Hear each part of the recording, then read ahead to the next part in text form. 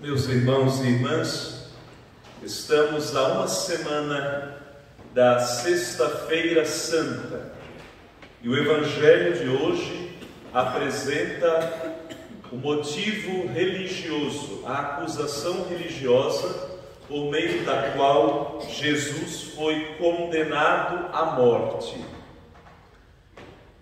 Na legislação judaica,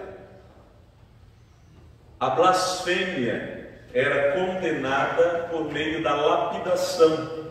Por isso, o Evangelho de hoje inicia dizendo que os judeus pegaram pedras para apedrejar Jesus.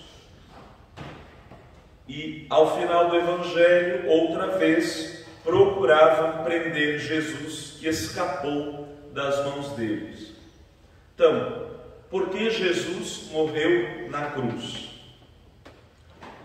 A acusação dos judeus, das autoridades religiosas do seu tempo, porque sendo homem se diz Deus.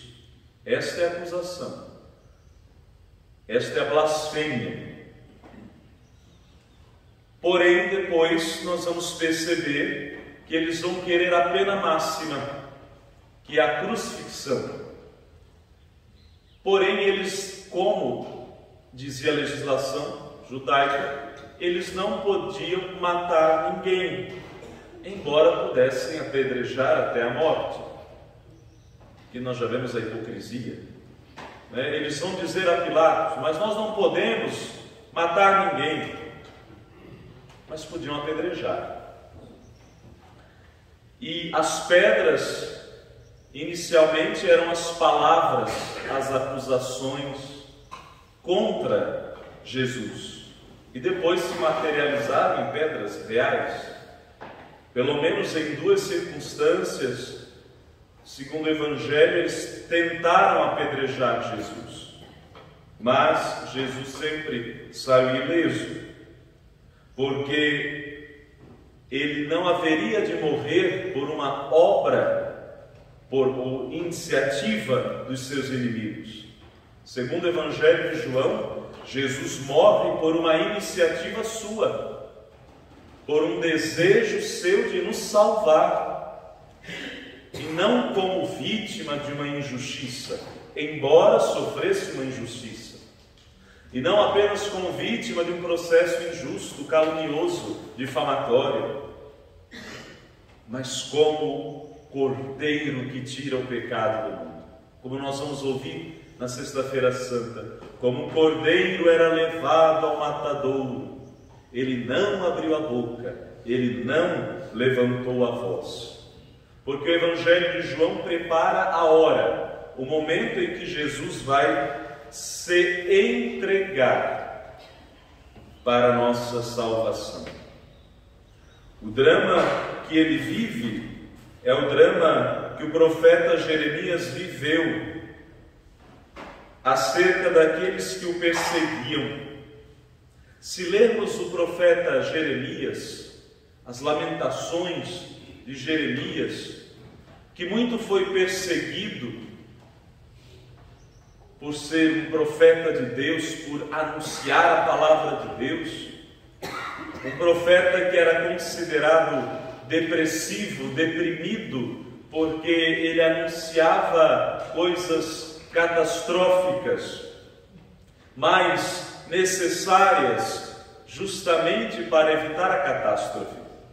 Quando o profeta anuncia coisas catastróficas, ou seja, quando nos adverte acerca da consequência dos nossos pecados, não é porque ele deseja a catástrofe, ele prevê a catástrofe. E por meio do anúncio da catástrofe, ele quer evitá-la.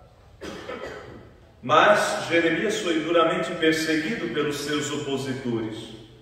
Se lermos o livro do profeta Jeremias, as lamentações de Jeremias, nos colocando no lugar do profeta, sem dúvida alguma vamos identificar algum momento da nossa vida que passamos por algo semelhante ao que ele passou. E se não passamos por aquilo que ele passou, pelo menos imaginar o seu sofrimento, nos colocar no lugar dele, que é o drama de muitos irmãos e irmãs, que é o drama que muitos nós vivemos, já vivemos ou vamos viver, ou estamos vivendo.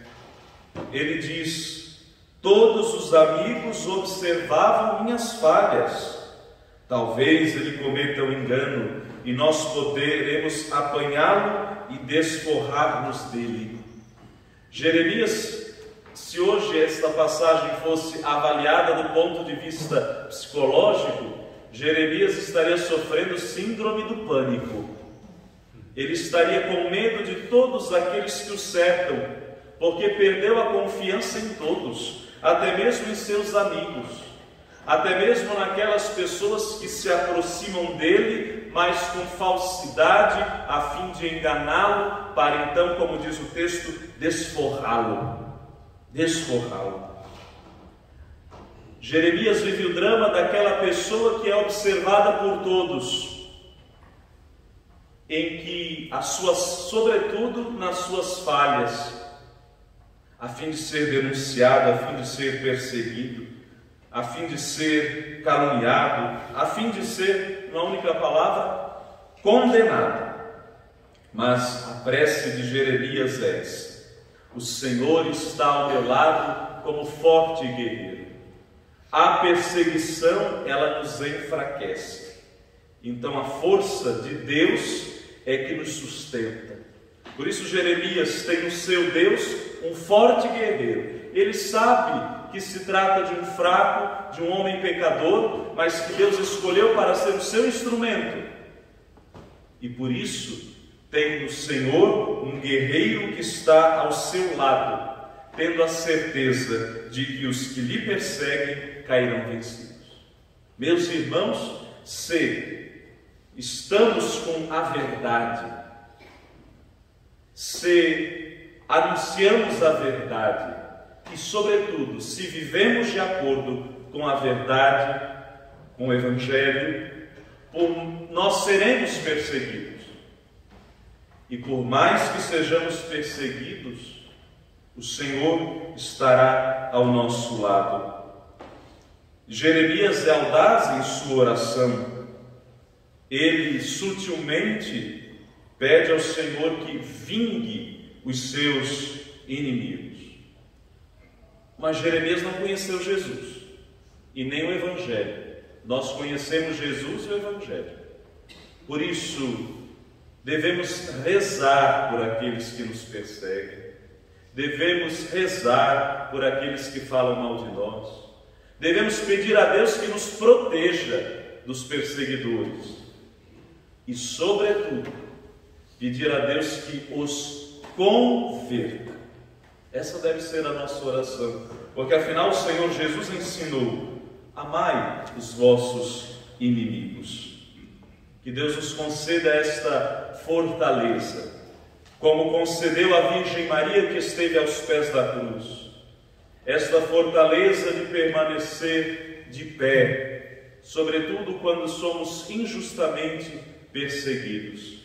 E saibamos, se permanecermos assim, se sofrermos por causa da verdade, a verdade nos guardará, nos conservará, nos protegerá e, sobretudo, o Senhor haverá de nos dar a vitória.